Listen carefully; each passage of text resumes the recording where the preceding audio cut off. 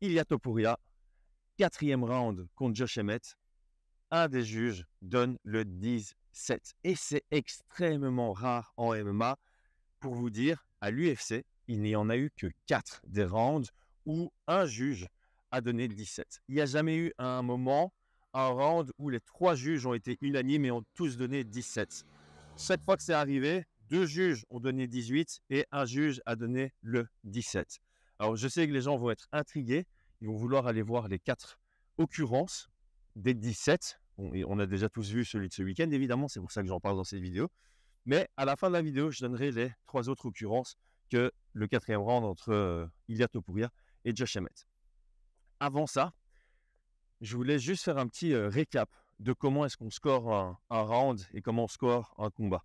J'avais déjà fait une longue vidéo sur ma chaîne, j'avais déjà fait une vidéo très très précise sur la chaîne de la sueur, mais ça remontait il y a tellement longtemps que certaines personnes vont peut-être oublié quelques détails importants et peut-être que d'autres personnes n'ont jamais vu ces vidéos et c'est toujours bien d'avoir une vidéo qui instruit cela parce que ça reste la base du MMA quand même. Il y a, je pense, près de 40% des combats à l'UFC, en tout cas, qui vont à la décision. Donc, c'est important de savoir comment scorer un combat. Alors, la base de la base. Avant même de commencer à parler des critères, il y a 3 juges. Chaque juge score un round, puis le deuxième, puis le troisième. Et il n'y a pas de compensation, il n'y a pas d'influence entre le premier et le deuxième, entre le deuxième et le troisième. C'est round par round. Le deuxième point très important à comprendre, c'est que le MMA est un sport offensif. 100% offensif pour les juges.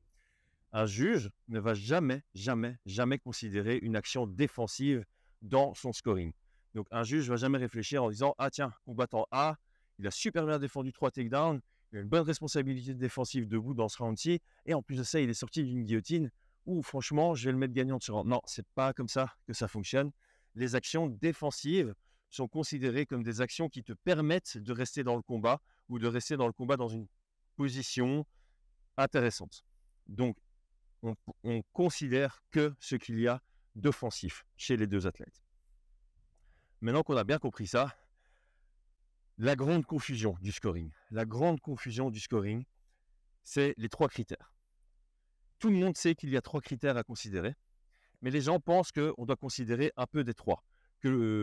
Par exemple, on va considérer le critère 1 à 70%, le critère 2 à 20% et le critère 3 à 10% et qu'on prend les 3 en même temps et que ça nous donne notre scoring. C'est pas comme ça que ça fonctionne.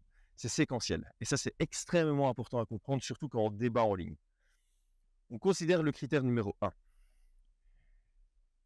Dans facilement 95% des cas, et j'irai même plus, les juges, ça leur permet de différencier qui prend le round.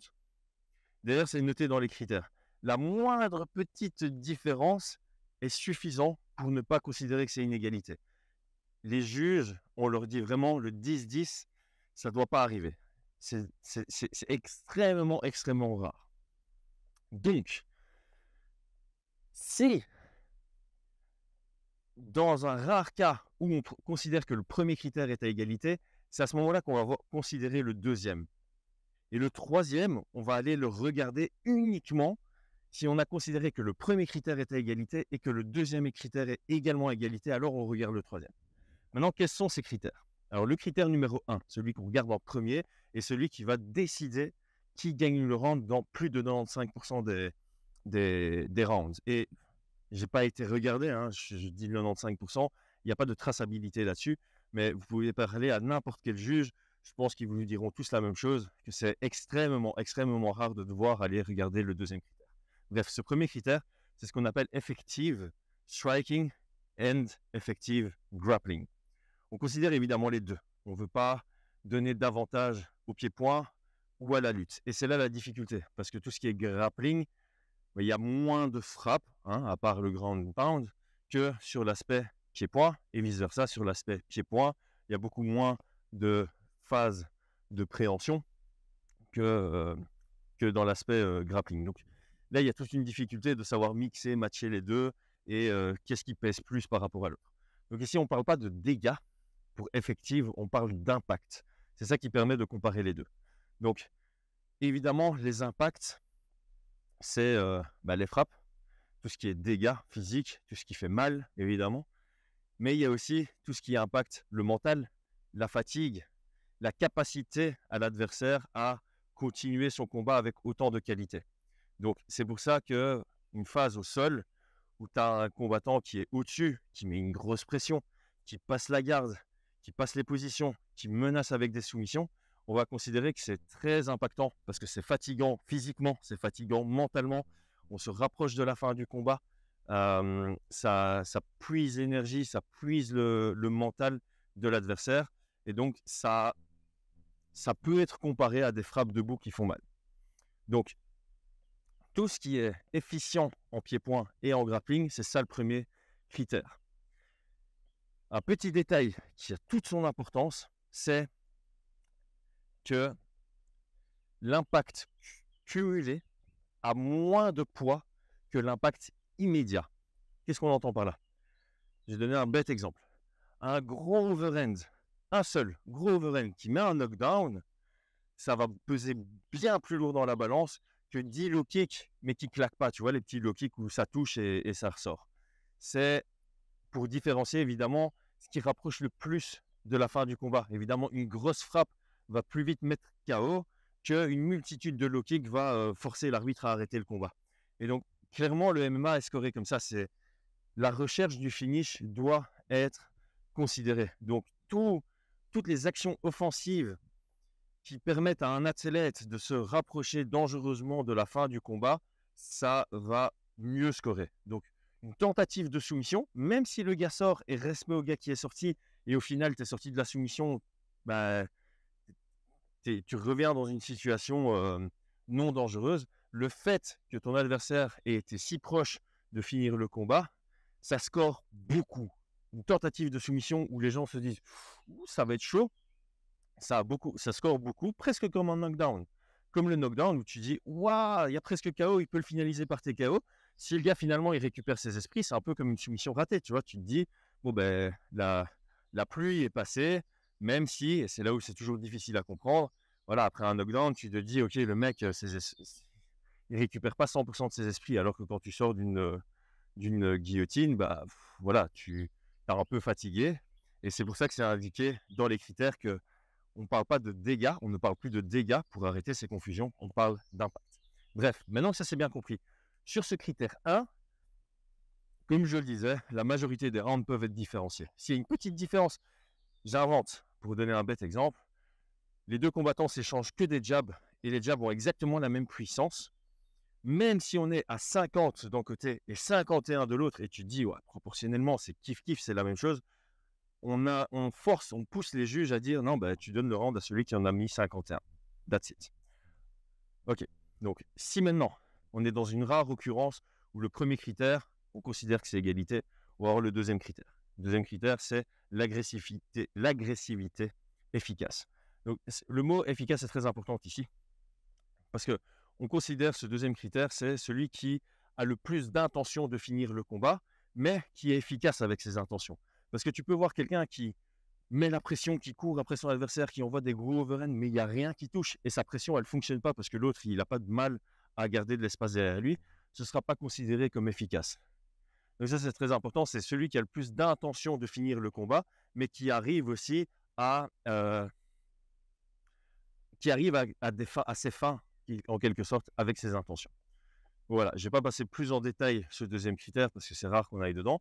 Mais si maintenant, on voit que les deux ont autant d'intention de finir le combat, que ce soit des intentions élevées ou basses, si on considère que ça c'est égalité, alors on va avoir le troisième critère qui là aussi est le Fighting Area Control, le contrôle de la zone de combat, on va dire.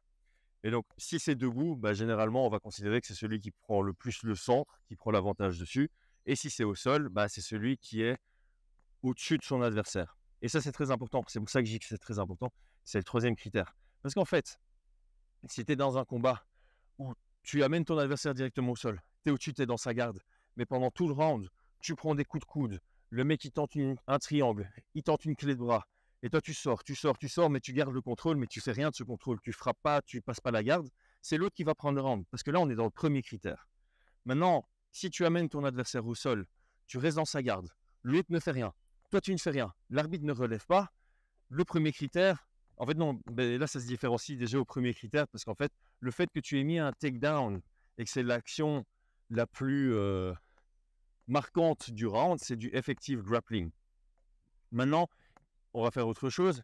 Imaginons que vous regardez, hop, ton adversaire trébuche, tu prends le top control. Tu n'as pas marqué un takedown, mais tu prends le top control. Donc là, il y a, en termes d'effective grappling, il n'y a rien.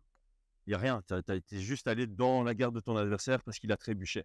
Donc le premier critère est à égalité. Vous ne faites rien pendant le round, donc aucun n'a une intention de finaliser le combat. C'est à égalité. On est dans le troisième critère.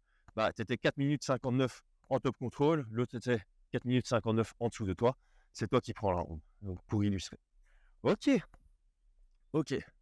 Donc maintenant qu'on a bien compris ça, 19, 18, 17, quelles sont les différences? Évidemment, si on doit aller regarder le deuxième ou le troisième critère, c'est d'office un 19. C'est trop serré. Ça veut dire que c'était serré. C'est la façon dont on score le premier round qui va décider, le premier critère, pardon, qui va décider si on est dans un 19, un 18 ou un 17. Alors le 19, encore une fois, 95% des rounds sont scorés, même plus que 95% des rounds sont scorés 19. C'est d'une domination très légère à une domination relativement claire. Les dominations extrêmement flagrantes, c'est là le 18. Donc un 18 est automatique, pardon. Un 18 est automatique lorsqu'il y a les 3D. Les 3D, c'est dégâts, dommages, damage en anglais. Moi, je traduis par dégâts, mais du coup, il faut le traduire par impact, mais c'est pas un D du coup. Il y a dégâts, domination, duration, durée. On donne automatiquement un 18 si on considère que le combattant A a dominé sur la durée en infligeant du dégât son adversaire. Alors attention, quand je dis en infligeant du dégât, c'est vraiment en étant impactant. Ok? Donc c'est pas spécialement que des grosses frappes, on l'a ouvert, il a envoyé 60 frappes, l'autre pas. Non, non, ça peut être vraiment un takedown, un contrôle au sol du début à la fin avec une prise du dos, la monte, tentative de soumission en masse qui arrive proche de finish. Même s'il n'y a pas eu de frappe, tu peux avoir un 18 parce que le damage peut être aussi considéré sans frappe. Ok? Donc ça, c'est automatique. Ça peut être considéré s'il n'y a que 2 dés parmi les 3.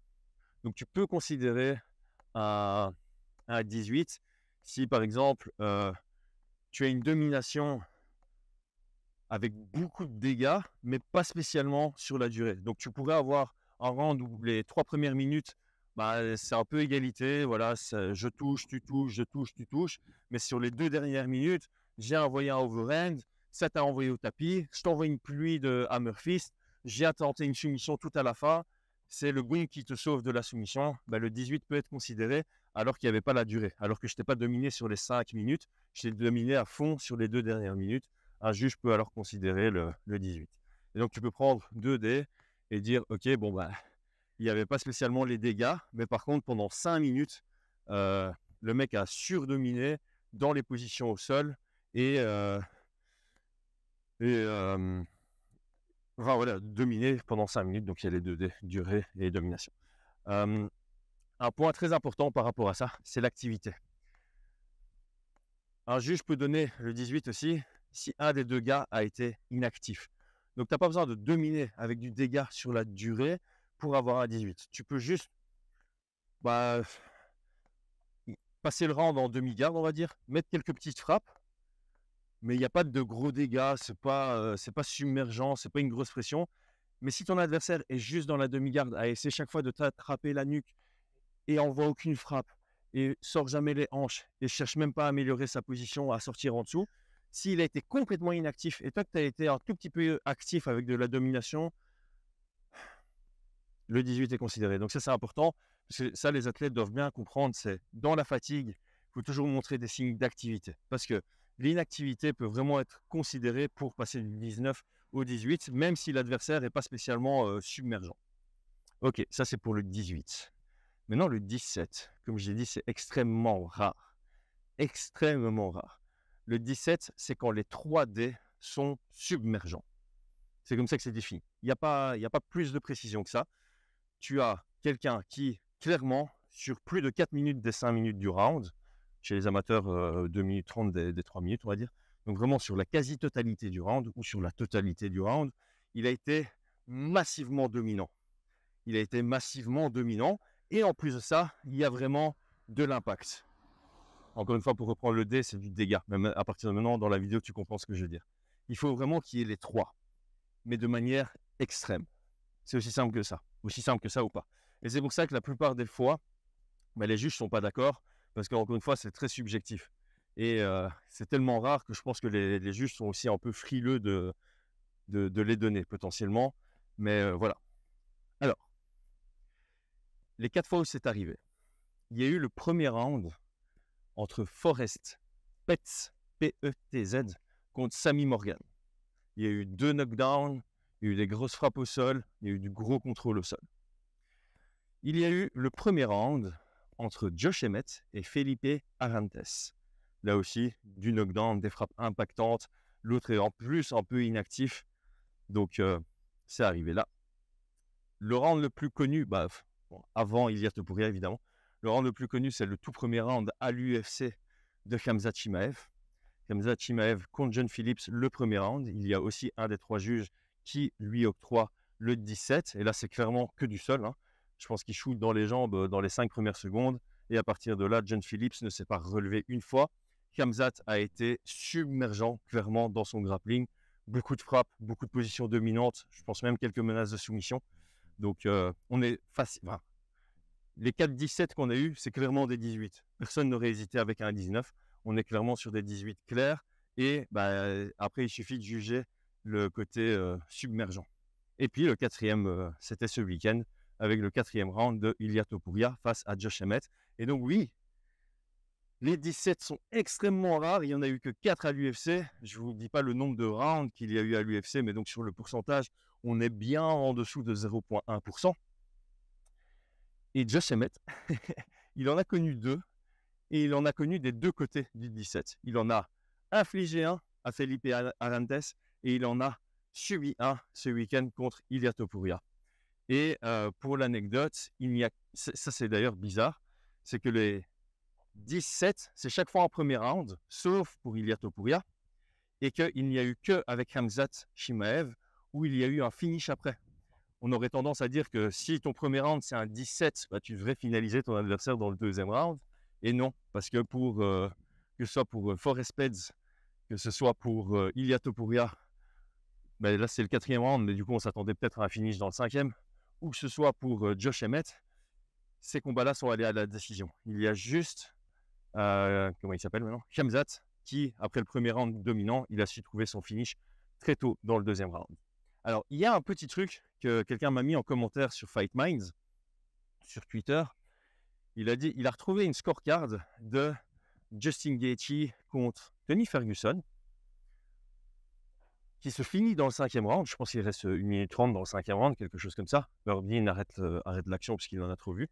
Mais apparemment, les juges ont scoré le 5e round. Et ça, je vous avoue, je ne comprends pas pourquoi. J'ai fait mes recherches, je n'ai pas trouvé pourquoi. Et là-dedans, il y a un juge qui avait aussi donné le 17, qui est complètement logique dans ce cas-là. Mais étant donné que le combat se finit par TKO, le 5e round ne devrait pas être scoré. Et du coup, ce 17 n'est pas officiel. Donc, j'ai aucune idée. Est-ce que l'image était un fake? Mais ça me paraissait vachement officiel quand même. J'ai aucune idée. Mais bref, clairement, si Tony Ferguson contre Justin Gaethje allait à la décision et que les dernières 90 secondes du dernier round se produisaient comme le début du round, je pense que le 17 aurait été justifié. Un autre exemple, évidemment, pour moi, c'est Valentina Shevchenko contre Priscilla Cachoeira. Le premier round, pour moi, c'est un 17. Les 3 juges ont donné 18. C'est de toute façon pas aller à la décision. Mais c'est le type de round où, clairement, j'aurais pu voir le 17 et ça ne m'aurait pas choqué du tout. Donc voilà, j'espère que cette vidéo vous a plu. Tant sur l'aspect, tiens, il n'y a eu que 4-17, je peux aller les regarder maintenant, que sur l'aspect, ok, c'est bien de me rafraîchir la mémoire par rapport à comment est-ce qu'on score un round et par conséquent un combat de MMA. C'était Chris pour la chaîne Fight Minds. On n'oublie pas le petit commentaire, le petit like et le petit abonnement pour soutenir la chaîne. À très vite.